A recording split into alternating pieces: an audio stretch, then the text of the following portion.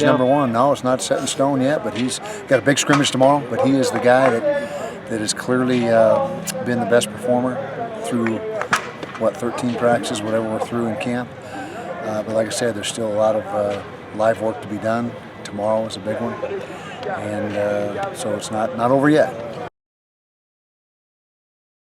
First of all, they're all three outstanding football players. Jackson, of course, Sam started for us last year, and Jackson played a bunch of the snaps. He played probably 30% of the snaps, maybe 40% last year. So we feel we've got three tackles that we can absolutely count on to play at a high level in this conference. And so Garrett right now is at the left side. Sam's at the right. Jackson would be, spelling either of them on either side. And that's the combination we got going right now. But Jackson is right there with those guys. We got three that we feel are outstanding.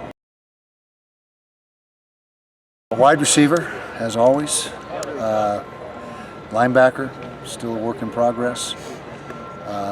Running backs behind Joe Williams. Joe's the lead guy, but who's two, who's three, who's four, that remains to be determined. And not everybody will get reps in this scrimmage. It's the guys that we feel are going to be figuring into our plans this fall. Now there'll be some reps for the other guys at the end, but not as many, and not everybody will get an opportunity.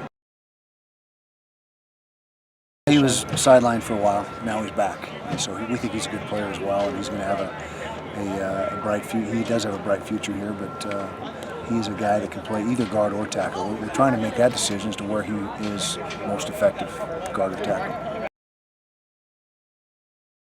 Sure, that's in the equation is all, knowing that Tyler has a redshirt year, knowing that Tyler is physically not as big and strong as we need him to ultimately get, that figures in as well. And so there's quite a few factors that are going to be figured in.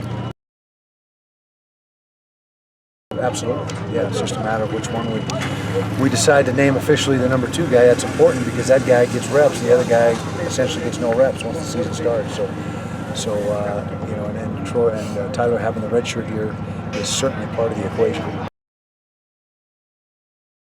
Raylan Singleton, when he's out here, he needs to be out here consistently. He's still battling injuries on occasion. Caleb Rep, another guy that needs to be more consistent, as does George Wilson. Josie Wilson is another guy that's got a lot of talent but needs to play with consistency.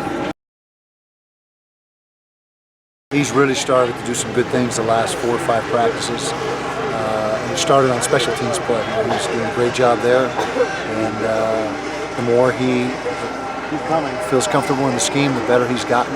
He's thinking less. He was very instinctive back. You watch his high school tape. He is a very active, instinctive linebacker. That's starting to show up now that he feels more comfortable with his assignments.